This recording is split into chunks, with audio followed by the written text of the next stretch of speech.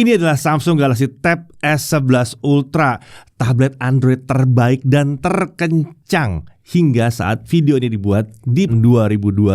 Layarnya super besar, ukurannya 14,6 inci, panel Dynamic AMOLED 2X yang tampilannya keren banget. Performanya juga nggak main-main nih ya. SoC-nya pakai Dimensity 9400 Plus yang kenceng banget. Baterainya besar di 11.600 mAh, tapi bodinya tipis banget, 5,1 mm doang. Walaupun tipis, bodinya pakai armor aluminium. Jadi udah kuat banget ya, udah rigid banget. Fiturnya juga canggih-canggih, mulai dari fitur AI dari Google sampai Galaxy AI yang kekinian ada semua di sini. S Pen tentunya ada, dan yang satu ini bisa kita pakai untuk memaksimalkan fitur AI-nya. Dukungan dual SIM juga ada, bahkan bisa pakai eSIM juga yang satu ini. Update OS-nya panjang sampai 7 tahun. Nah, penasaran sama kemampuan lengkapnya? Simak review kita kali ini.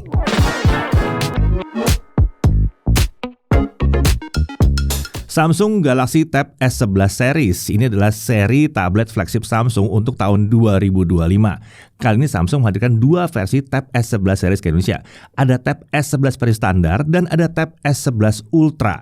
Nah, yang kita bahas adalah yang varian Ultra, alias varian paling tinggi dari Galaxy Tab S11 Series. Kira-kira satu ini bisa apa aja? Langsung aja kita bahas dari paket penjualannya. Di dalamnya tentunya ada unit Galaxy Tab S11 Ultra. Ada S Pen-nya, ini S Pen yang baru ya, yang kayak pensil ini ya. Lalu ada kabel USB-C dan SIM tray ejector serta paket dokumen. Untuk charger dan keyboard cover itu sayangnya memang belum langsung disertakan dalam paket penjualan tablet ini. Tapi ada kabar dari Samsung bahwa akan ada promo bundling tablet dengan keyboard covernya.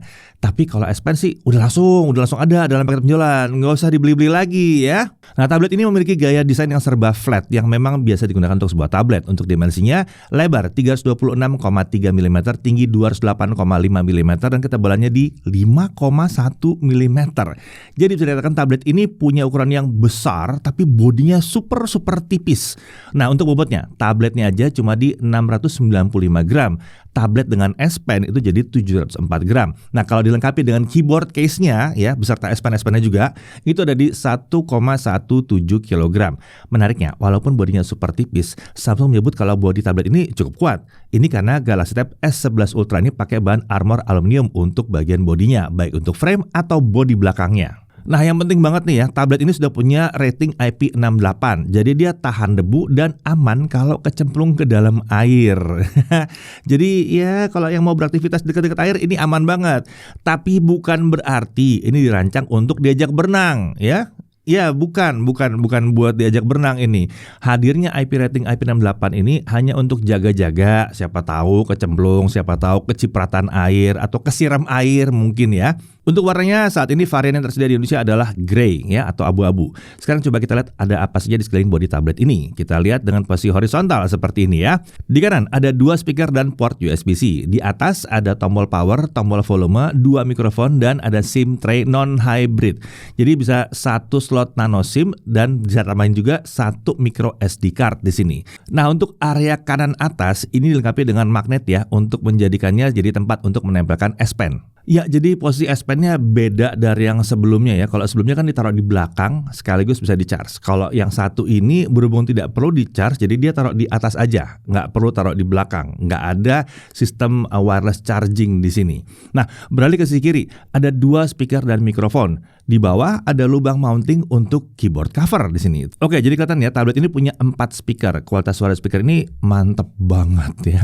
Khas tablet premium dari Samsung. Treble dan mid itu rapih banget. Bassnya juga lumayan besar di sini. Terasa sekali bassnya. Separas juga bagus. Sementara itu juga kita akan merasakan kalau nonton film-film action gitu ya, terasa lebar banget ya. Movie itu terasa lebar banget rasanya. Sementara untuk volume mungkin bukan yang super lantang banget, tapi memang ini bukan sampai yang memekakkan telinga gitu. Nah, beralih ke sisi depan. Ini adalah layar 14,6 inci Dynamic AMOLED 2X. Nah, ini panel yang terkenal punya kualitas tampilan yang luar biasa tinggi ya. Dan sama seperti generasi sebelumnya, layar Galaxy Tab S11 Ultra ini juga sudah pakai lapisan anti reflection.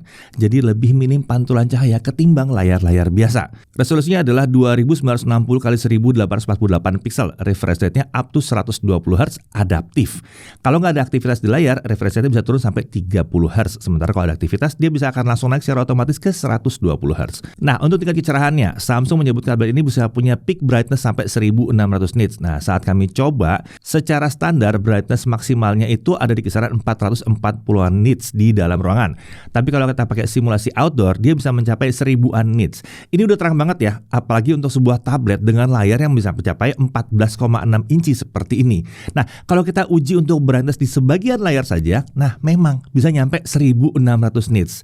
Ini mantap nih, ini udah sesuai dengan klaim dari Samsung. Oke, untuk color gamutnya, seperti biasa ada preset natural yang dituning mendekati 100% sRGB dan ada juga preset vivid. Untuk preset vivid, di sini seperti biasa juga dilengkapi dengan slider pengaturan vividness. Kalau slider vividnessnya diatur ke posisi paling rendah, gamut coveragenya dan volumenya itu diatur mendekati 90% DCI-P3. Sementara di posisi paling tinggi, ini dua-duanya mendekati 100% DCI-P3. Saran kami sih kalau mau ngedit foto dan video itu pakai mode yang natural, supaya hasilnya itu jadinya punya warna yang sesuai kalau dilihat di layar lain yang mungkin tidak setinggi ini warnanya ya. Tapi kalau mau menikmati konten atau main game bisa pakai mode vivid aja biar warnanya gonjreng. Dan kalau mau ekstra lagi ya dipentokin aja slider sebelah kanan ya kalau mau ekstra banget. Oke, untuk bezel menurut kami ini udah cukup tipis dan lumayan pas ya. Kalau untuk tablet sih memang nggak bisa super tipis seperti di smartphone karena kita butuhnya memang ada bezel untuk megang si tablet ini tanpa menyentuh ke bagian layarnya. Kemudian dia punya in-display fingerprint scanner. Ini terletak di area kanan layar atau area yang dekat dengan port USB-C. Kemudian untuk kamera depannya, ini kamera 12 megapiksel bukannya f2.2 dan ini adalah kamera fixed focus. Perakapan videonya nyampe 4K 30 fps. Ini agak beda dari kamera depan yang ada di generasi sebelumnya yang ada dua. Di Galaxy Tab S11 Ultra ini kamera depannya tuh hanya ada satu dan ditempatkan pada bezel bagian atas dengan model yang Infinity U. Ini lebih kecil ya dari yang sebelumnya ya. Nah, beralih ke sisi belakang, ini adalah kamera belakangnya ya yang 13 megapiksel bukan f2.0 autofocus. Perekaman videonya lagi-lagi nyampe 4K 30 fps. Lalu ada kamera ultrawide 8 megapiksel bukan f2.2 fixed focus. Di sini juga ada LED flash. Lalu kalau untuk fitur-fitur kamera ada Pro Photo, Pro Video, Single Take, Night, Portrait Video, Hyperlapse dan lain-lain. Nah, di sisi belakang ini kita juga bisa melihat ada Pogo Pin Connector untuk menghubungkan keyboard cover dengan tablet yang satu ini. Ini beda ya. Kalau dulu Pogo Pinnya ada di bawah, ini sekarang ada di belakang ya. Nah, untuk aksesoris tambahan, tablet ini juga punya dukungan untuk S Pen dan keyboard cover seperti kita udah bahas. Untuk S Pen yang ada dalam paket penjualan, ini agak beda dengan S Pen dari Galaxy Tab S10 series. Kali ini S Pen-nya hadir tanpa konektivitas Bluetooth, jadi mirip dengan S Pen di Galaxy S25 Ultra. Mungkin ini bisa membantu mengurangi konsumsi daya baterai dari tabletnya dan tentunya nggak ada sirkuit khusus gitu ya untuk wireless charging di tablet ini sendiri. Dan yang paling penting kali ini adalah bentuknya sudah berubah. Nah, sekarang S Pen-nya itu bentuknya seperti pensil beneran dan ukurannya juga kayak pensil beneran.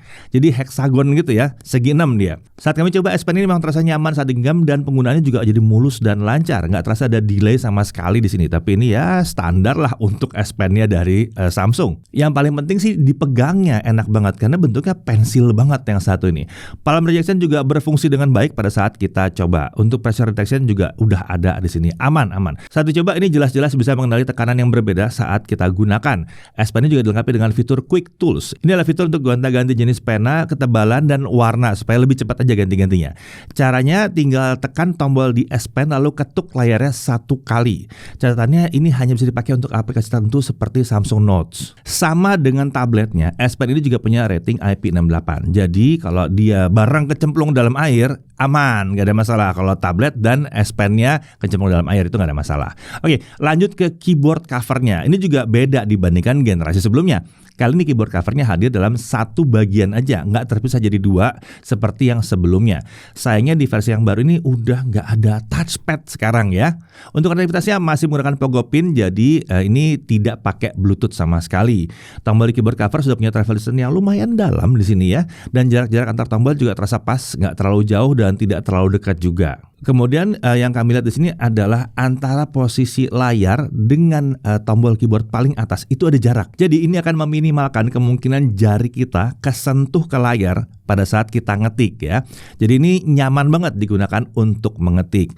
Nah, dengan adanya dukungan aksesoris tambahan seperti S Pen dan keyboard cover ini, harusnya ini bisa membantu kita menggunakan tablet ini sebagai alat kerja yang cukup mumpuni. Walaupun jujur sebagai pengguna Tab S10 dan S9 dan S8 dan S7 sebelumnya saya agak kehilangan touchpadnya ya. Oke, untuk SoC-nya dia pakai Dimensity 9400 Plus. Ini adalah SoC kelas flagship dari MediaTek yang performanya jelas kenceng, terkenal kenceng di sini ya.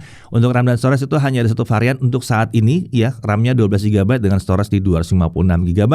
RAM-nya pakai LPDDR5T, sementara storage-nya pakai UFS 4.0. Di sini ada fitur RAM Plus dengan opsi yang bisa nambahin sampai 12 GB. Nah, untuk baterai 11.600 mAh dengan dukungan charging sampai 45 watt. Untuk sensor ada accelerometer, light sensor, magnetometer dan gyroscope hardware tentunya ada. Untuk konektivitas, ya dia bisa 5G, 2G, 3G, 4G, 5G bisa semuanya.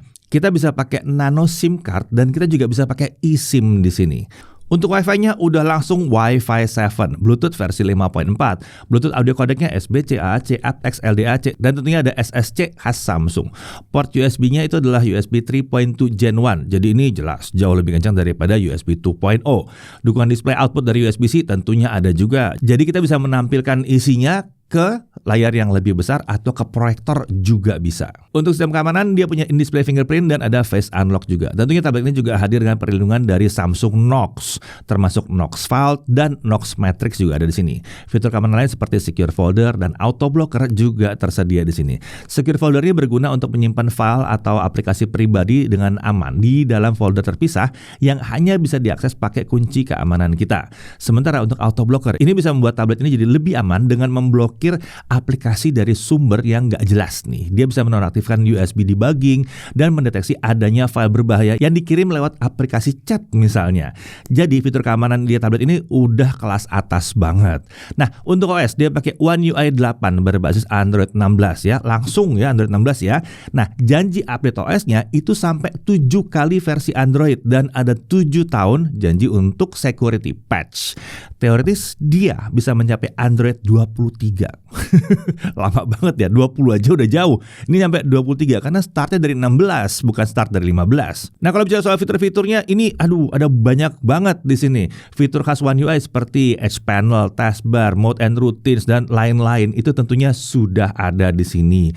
Dan kalau kita bahas kayaknya kepanjangan ya. Nah, kalau mau dipakai untuk multitasking di sini ada fitur Floating Views. Ini bisa membuat aplikasi tampil dalam bentuk jendela kecil yang melayang. Jadi kita bisa buka beberapa aplikasi sekaligus tanpa harus ada aplikasi yang ditutup. Kemudian kalau mau diperlakukan seperti laptop ya, yang pakai mode desktop, tenang, ada Samsung Dex kan di sini ya. Nah, kita bisa pakai mode desktop khas dari Samsung ini. Nah, cara masuk ke Dex seperti ini ya. Dan ini bisa dipakai secara langsung dari tabletnya tanpa monitor eksternal. Tapi kalau mau pakai monitor eksternal juga bisa. Dia akan berperan sebagai layar tambahan jadinya nanti. Nah, jadi ini bakal mempermudah kita untuk melakukan berbagai kegiatan multitasking seperti drag and drop antar aplikasi atau antar layar juga bisa. Presentasi sambil buka dokumen yang lain, sampai jalan 2 aplikasi berbarengan dengan tampilan side by side gitu ya, bisa juga. Selain itu, kita juga bisa buka sampai 4 workspace. Jadi kita bisa simpan kombinasi aplikasi yang terbuka. Nah, kalau butuh beralih di antar kombinasi tersebut, itu bisa dilakukan dengan cepat. Misalnya dari aplikasi-aplikasi untuk pekerjaan, kita bisa langsung pindah ke aplikasi hiburan. Nah, seperti ini nih ya, bisa. Atau mungkin juga workspace yang isinya kombinasi aplikasi pekerjaan dan aplikasi hiburan, itu bisa dibuat ya, bisa juga seperti ini. Makin mantap jadinya ya. Penggunaan alat desktopnya jadi makin maksimal. Mau dipakai untuk ngetik, menggambar sambil bikin slide presentasi, ini udah mantap banget, udah bisa lah pokoknya ya. Bahkan kalau mau ngedit video, ini juga udah mantap ya. Kalau pakai aplikasi seperti CapCut misalnya, ini lancar banget di sini. Mau geser-geser timeline 4K dengan B-roll di 4K, masih sanggup yang satu ini. Ini kalau ngedit videonya panjang ya, nyaman di sini karena layarnya besar gitu. Ya di handphone kan bisa ya, 4K 60 di handphone kita udah buktikan berulang-ulang kali bahwa itu bisa. Tapi kalau layarnya sebesar ini dengan performa yang serupa ya, atau bahkan lebih kencang, ya tentunya jauh lebih nyaman. Oke, untuk fitur AI, tablet ini punya banyak sekali fitur AI, mulai dari fitur AI yang dari Google sampai Galaxy AI-nya Samsung sendiri. Untuk fitur AI dari Google tentunya di sini udah ada Circle to Search dan ada Gemini. Untuk Circle to Search udah pada tahu lah ya, mau dipakai buat apa ya. Ini bisa bantu kita cari informasi tentang sesuatu yang hanya dengan melingkari objek yang tampil di layar. Nah, kalau Gemini ini adalah AI assistant yang kemampuannya semakin banyak sekarang. Bisa kita panggil dengan menahan tombol power aja. Mau merancang itinerary saat liburan? Bisa. Buat bantu bikin catatan saat belajar? Bisa. Buat bantu jelasin materi presentasi? Bisa juga. Caranya tinggal aktifin Gemini Live lalu pilih screen share dan buka aja slide presentasinya. Abis itu tinggal kasih perintah suara ke Gemini untuk bantu jelasin materinya. Hasil penjelasan juga bisa langsung disimpan ke Samsung Notes. Atau mungkin mau bikin game yang sederhana, bisa juga. Tinggal buka Gemini Canvas dan kasih aja promnya di situ. Nah, kita coba bikin game Snake contohnya ya. Nah, bisa kan jadi seperti ini? Gemini bakal bikin coding untuk gamenya dalam waktu yang cukup singkat nih. Kalau udah jadi tinggal dimainin aja. Keren kan? Atau mau bikin gambar-gambar pakai Gemini, bisa juga di sini ya. Kan sudah ada itu ya, fitur yang nano banananya udah ada di sini kan. Nah, kemudian mau bikin video, bisa juga VO3 udah nempel di sini ya. Tapi perlu diingat, penggunaan Gemini ini sangat bergantung dengan kreativitas kita sebagai penggunanya ya. Belajar prompting lah ya. Kalau mau hasil maksimum kita memang harus ngasih prompt yang kreatif dan perintahnya harus jelas dan rinci. Oke, lalu untuk fitur Galaxy AI-nya ini juga ada banyak. Salah satunya adalah Drawing Assist. Ini bisa bantu kita kalau mau gambar sesuatu ya. Nah, jadi kita perlu menggambar sketsa dasar dari hal yang ingin kita gambar terlebih dahulu. Ya, kita tahu lah, nggak semua orang bisa menggambar dengan bagus gitu. Tapi paling nggak bikin sketsa bisa dong. Kemudian masukin aja promptnya. Mau dibuat gambarnya jadi seperti apa? Berikut tinggal klik Generate dan pilih gaya gambarnya mau jadi yang seperti apa. Lumayan nih, buat yang kemampuan gambarnya nggak jago-jago amat ya. Gambarnya udah oke. Dan tentunya hasil gambarnya bisa kita simpan juga. Lalu buat bantu nulis ada Writing Assist. Ini bisa bantu kita menulis sesuatu dengan kalimat yang rapih dan sesuai dengan gaya bahasa yang diinginkan. Ya tentunya hasilnya juga bisa kita simpan juga. Nah, untuk mencatat ada Note Assist yang dalamnya ada beberapa fungsi. Ada Transcript Voice into Text yang bisa bikin transkrip dari apa saja yang kita rekam di voice recorder. Ini akan berguna sekali ya kalau mau ikutan meeting gitu, rekam aja pakai voice recorder ya. Ya, nanti udah kelar meetingnya tinggal ditranskrip, dia tahu oh begini kemarin ya meetingnya isinya seperti ini ya, kayak notulen lah dia. Lalu ada summarize untuk membuat ringkasan dari tulisan di suatu dokumen. Lalu kemudian ada juga PDF Overlay Translation. Ini bisa menampilkan overlay terjemahan dari teks yang ada dalam file PDF yang kita buka. Jadi kita bisa mendapatkan versi bahasa lain dari PDF yang mungkin nggak pakai bahasa Indonesia. Jadi biar lebih mudah aja bacanya mungkin. Semua fitur yang disebutkan tadi sudah mendukung bahasa Indonesia ya.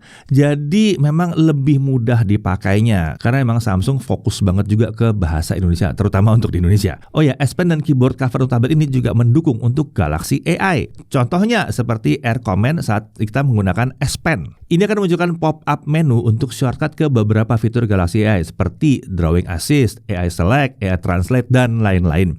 Lalu untuk keyboard covernya ini dilengkapi dengan AI Key. Ini akan membuka chatbot Bixby atau Gemini. Ini tergantung bagaimana kita mengaturnya aja. Nah, kalau kita lagi buka aplikasi lain, tampilan chatbotnya akan side by side seperti ini. Jadi kalau sedang bikin tulisan, laporan, atau apapun itu ya, dan dirasa butuh tanya satu ke AI, tinggal tekan aja tombol AI Key-nya. Nggak perlu buka tutup aplikasi yang sedang berjalan. Dan masih banyak lagi lah fitur Galaxy AI di sini, mulai dari Call Assist, Browsing Assist, Photo Assist, Now Brief, dan lain-lain. Pokoknya kalau untuk urusan fitur AI, tablet ini udah lengkap banget. Oke, sekarang mari kita lihat hasil benchmarknya. Untuk Antutu 10 dia dapat 2,4 jutaan dan untuk Antutu 11 dia dapat 2,7 jutaan. Untuk Geekbench 6 single core dapat 2.674, multicore di 8.717. Untuk 3D Mark Slingshot Extreme Unlimited OpenGL ES 3.1 graphics score-nya 36.352. Untuk 3D Mark Solar Bay dia dapat 44,33 fps. Untuk 3D Mark Wildlife Stress Test tanpa kipas base score-nya ada 20.721, lowest score-nya ada di 14.033. Jadi stability-nya ada di 67,7%. Nah, kalau kita kipasin, base score-nya ada di 2.899 dengan lowest score di 19.353. Stability-nya naik lumayan jauh ke 92,6% ya. Lalu untuk GFX Bench Manhattan 3.1 1080p off-screen dia dapat 346 fps. Car Chase 1080p off-screen 173 fps. Nah, kalau lihat dari hasil benchmarknya, performa tablet ini emang kencang banget. Harusnya sih kalau buat gaming juga kencang. Oke, langsung kita coba aja. Oke, kita coba dulu Subway Surfer. Game ini jalan di layar 120 Hz ya. Jadi frame rate-nya bisa nyampe 120 fps. Mulus, lancar banget tentunya. Ya masa ya tablet sekelas ini nggak mulus lancar main Subway Surfer. Lanjut untuk PUBG Mobile. Nah, setting frame rate-nya ada di Ultra Extreme alias 120 fps kebuka di sini. Sayangnya saat kami coba dengan setting Smooth Ultra Extreme, refresh rate layarnya turun ke 96 Hz. Dengan gamenya hanya bisa jalan di frame rate maksimum 90 fps. Tentunya ini mulus lancar kalau cuma 90 fps ya, masih nyaman banget lah untuk dimainkan. Seenggaknya dia nggak nyangkut di 60 fps ya. Nah, untuk gyro aiming juga di sini masih aman banget, nggak ada masalah karena ya gyroscope-nya udah hardware. Lanjut untuk Mobile Legends, frame rate-nya ultra atau 120 fps, itu udah langsung kebuka di sini. Jadi langsung kita cobain dengan setting grafik rata kanan. Hasilnya game ini bisa lancar jaya di 120 fps tanpa ada masalah. Mau lagi rame atau mau lagi rame banget karena lagi battle, tetap aja dia stabil di 120 fps. Jangan nanya kalau sepi kayak gimana ya, nggak bisa jadi 150 juga karena refresh rate-nya mentok di 120 kan. Nah, untuk dimainkan 3 kali match berturut-turut, hasilnya tetap lancar 120 fps. Jadi untuk main Mobile Legends ini udah mulus banget. Lanjut untuk Wuthering Wave, kita mainkan di setting mentok kanan 60 fps. Kalau lagi jalan-jalan frame rate-nya di kisaran 55 sampai 60 fps. Kalau lagi ada battle frame rate-nya dari kisaran 45 sampai 50 fps. Emang belum 100% di 60 fps, tapi menurut kami udah enak banget untuk main Wuthering Wave di tablet yang satu ini. Lanjut untuk Genshin Impact. Game satu kita langsung aja setting di highest 60 ya. Nah, highest di sini membuat setting visual efek diatur ke otomatis ke high juga ternyata. Jadi ini udah pakai setting yang mentok kanan banget, baik dari resolusi maupun dari kualitas. Nah, dimainkan selama setengah jam dengan skenario seperti biasa, frame rate stabil di 60 fps tanpa ada masalah. Mau lagi sepi atau mau lagi battle, frame rate tetap konsisten di 60 fps. Nah, setelah dimainkan selama 30 menit, titik terpanas untuk bagian layar ada di kisaran hanya 38 derajat Celcius. Sementara untuk sisi punggungnya itu titik terpanasnya hanya di sekitar 37 derajat Celcius. Ini hasil yang sangat-sangat baik menurut kami. Dengan body seperti ini, performanya tetap konsisten dan kencang dan suhunya juga terjaga dengan baik. Kalau mau dikasih ranking-rankingan, ya jelas lah yang satu ini langsung masuk S+. Ya, kita bahkan nggak perlu nambah pengujian pakai kipas di sini karena nggak ada S++ ya. Lanjut untuk kesimpulan gaming, overall untuk performa gaming tablet ini nggak ada masalah sama sekali ya rasanya ya. Ukuran layar super besar bikin kita mungkin agak sedikit canggung kalau kita pencet tombol navigasi sambil pegang tabletnya seperti ini ya. Solusinya adalah mungkin pakai controller tambahan kalau mau main game. Tapi catatannya memang belum semua game mendukung penggunaan controller ya. Ini tergantung dari developer gamenya mau kasih dukungan atau tidak. Ya karena kalau diangkat ya bisa jadi agak berat rasanya ya. Oke, sekarang kita lanjut ke pengujian kameranya. Oke, untuk pengujian kamera dari Galaxy Tab S11 Ultra ini bareng sama saya. Dan hasil yang teman-teman lihat ini direkam menggunakan kamera depan dari si tabletnya. Dan suaranya juga direkam menggunakan mikrofon langsung dari tabletnya. Untuk resolusinya di sini ini 4K 30 fps ya maksimalnya. Dan ini yang kita pakai sekarang. Dan kalau teman-teman perhatiin, ini tuh bukaannya tuh lebar banget gitu. Jadi kayak kamera ultra wide gitu rasanya. Ini kalau buat dipakai bareng beberapa orang gitu, ini harusnya bisa banget sih. Dan oh ya, dari tadi yang kalian lihat itu adalah kondisi di mana pencahayaannya itu cukup ideal. Kita nyalain lampu studio di sini. Nah, ini adalah contoh kalau misalkan lampu studionya dimatikan. Jadi ini lebih gelap dibanding kondisi yang sebelumnya. Di sini bisa kelihatan ya, muka saya itu masih kelihatan jelas, terus detailnya juga masih oke. Padahal pencahayaannya sudah menurun. Jadi untuk kamera depannya tablet ini sih udah mantep banget nih rekaman videonya. Ya, kalau yang sekarang ini adalah kamera belakangnya. Ini kamera utamanya. Resolusinya 4K 30 fps juga. Dan ini adalah contoh kalau misalkan lampu studio dinyalakan. Jadi ini kondisinya lumayan ideal pencahayaannya. Hasilnya sih ini pasti bagus ya. Detailnya lumayan oke dan muka saya kelihatan jelas. Nah, ini adalah contohnya kalau misalkan lampu studio kita matikan. Jadi ini adalah kalau misalnya kondisi pencahayaannya kurang ideal. Hasilnya sih kurang lebih kayak begini ya. Kali ini adalah kamera belakangnya juga, tapi ini yang kamera ultra wide-nya. Di sini resolusi perekamannya cuma bisa sampai HD 30 aja, 1080p 30 fps. Jadi resolusinya sedikit di bawah kamera depan dan kamera utamanya tadi. Untuk hasilnya kayak gini ya, kalau dipakai di ruangan yang kondisi pencahayaannya oke. Ini lampu studionya kita nyalakan. Nah, kalau ini kita coba di ruangan yang pencahayaannya kurang ideal. Lampu studionya kita matikan. Hasilnya ini udah pasti menurun ya dibanding saat pencahayaannya ideal tadi. Oke, sekarang kita cobain juga kalau misalkan tablet ini mau dipakai untuk meeting online. Di sini kita pakainya Google Meet ya. kita coba-coba di sini misalnya kita mau pakai background blur. Tuh, kelihatan ya di sisi sini tadi kan ada lampu. Ini kita aplikasikan background blur-nya dan dia bisa nge-blur beneran. Lalu kita coba-coba juga misalkan pakai virtual background kayak gini. Lancar ya, nggak ada masalah.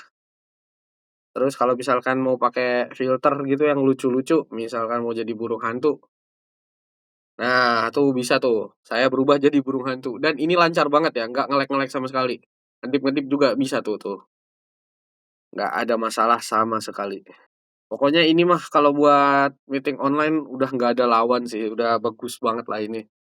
Bisa lancar jaya meetingnya kalian. Oke, itu dia tadi pengujian kamera dari si Samsung Galaxy Tab S11 Ultra atau Tab S11 Ultra. Ini tablet kelas premium, jadi kemampuan kameranya sih ini menurut kami udah oke banget. Ini buat dipakai meeting online, buat apapun itu udah lancar banget. Dan sekian dulu pengujian kali ini, lanjut lagi ke pengujian berikutnya. Oke, lanjut ke pengujian baterai. Untuk YouTube offline video playback 1080p, baterai bisa bertahan 18 jam 2 menit. Ini bukan hasil yang buruk ya untuk sebuah tablet. Memang kita berharap dia bisa nyampe 20 jam, tapi dengan layar sebesar ini dan performa sebesar ini sebetulnya memang untuk mencapai 18 jam aja udah hebat banget. Yang jelas ini peningkatan dibandingkan pendahulunya ya.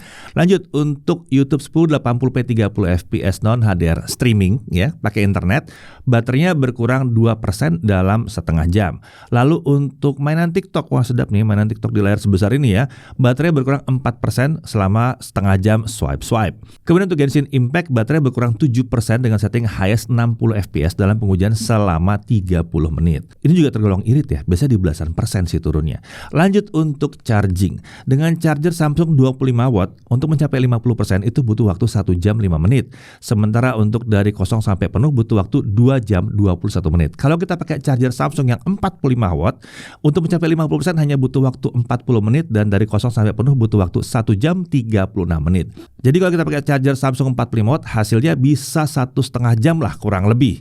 Nah, di sini baru berasa nih, charger 25 sama charger 45-nya Samsung ada bedanya dan cukup signifikan. Ini agak beda kalau kita bandingkan dengan pengujian charger 45 watt di handphonenya Samsung yang biasanya nggak terlalu jauh beda dibandingkan charger 25 wattnya. Oke, kita lanjut lagi. Untuk Netflix tentunya sudah wideband L1, jadi bisa streaming sampai resolusi Full HD dengan dukungan HDR yang tentunya udah ada juga di sini dan kodeknya juga lengkap, bisa VPN, AVC, HEVC dan AV1 juga bisa. YouTube-nya udah support streaming sampai 4K 60 dan sudah support HDR, udah lancar lah semuanya. Haptic feedback sayangnya nggak ada, tapi ya wajar. Ini kan sebuah tablet dan keyboard kan udah ada juga tersedia di sini. Lalu untuk Wi-Fi sharing itu ada, caranya tinggal aktifkan aja fitur hotspot ketika kita sedang terhubung ke Wi-Fi dan kita langsung bisa nge-share konektivitas Wi-Fi yang diperoleh oleh tablet ini ke device-device lainnya. Nah, kalau intinya adalah layar itu bisa menerima input sampai berapa jari, ya ini bisa multitouch sampai 10 jari. Saya nggak tahu kalau minta 12 jari itu yang 2 jari lagi dari mana ya, tapi 10 jari udah bisa. Dan ketika kami coba hasilnya aman, ini nggak ada masalah sama sekali ya. Nah, bisa pakai keyboard dan mouse pihak ketiga nggak? Bisa dong, tinggal hubungkan aja lewat Bluetooth atau kita juga bisa pakai USB-C hub untuk keyboard dan mouse yang pakai USB. Mungkin ini salah satu penyebab kenapa Samsung nggak nyediain touchpad di sini ya, biar lebih ringkes juga dan ya kita toh bisa pakai mouse juga. Nah, untuk harga Galaxy Tab S11 Ultra ini hanya hadir dalam satu konfigurasi saat ini, yaitu versi 5G, RAM 12 dan storage-nya 256 GB. Harganya ada di 22.999.000. Nah, di sini ada promo launch offer ya dari periode 3 sampai 17 Oktober di mana kita bisa dapatin Galaxy Tab S11 Ultra dengan bundle cover keyboard yang nilainya sekitar 3 juta rupiah. Untuk link pembelian serta info promo lainnya langsung cek aja di dalam kolom deskripsi. Oke, kita langsung masuk dalam hal yang perlu diperhatikan. Pertama, total bobot tablet plus S Pen plus keyboard covernya memang sudah nyampe di 1 kg, tapi ini tetap mudah dibawa dan ini mirip sih sebetulnya dengan bobotnya laptop tipis dan ringan. Bahkan sebetulnya sedikit di bawah ya kalau menghitung yang punya touchscreen seperti ini, karena kalau convertible 1,1 kg itu udah enteng banget ya. Convertible itu rata-rata ada di 1,3 kg atau 1,4 bahkan. Kemudian yang kedua, dia belum mendukung perekaman video 60 fps. Tapi memang jarang sih ya ada yang butuh rekam video buat konten tapi pakai tablet, terutama yang sebesar ini. Mungkin memang lebih pasnya pakai smartphone sebetulnya. Kemudian di sini nggak ada haptic feedback, tapi udah wajar untuk sebuah tablet. Lalu untuk saat ini nggak ada opsi storage di atas 256 GB. Tapi ya kita masih bisa pakai micro SD sampai 2 TB di tablet ini kalau untuk nyimpan file-file. Lalu, tablet ini udah support USB 3.2 Gen 1. Sayangnya, kabel USB bawaannya cuma support USB 2.0. Jadi, kalau mau merasakan USB kenceng, kalian harus cari kabel USB yang memang ratingnya lebih tinggi daripada kabel bawaannya. Lalu, di sini tidak ada charger dalam paket penjualan, seperti biasa ya.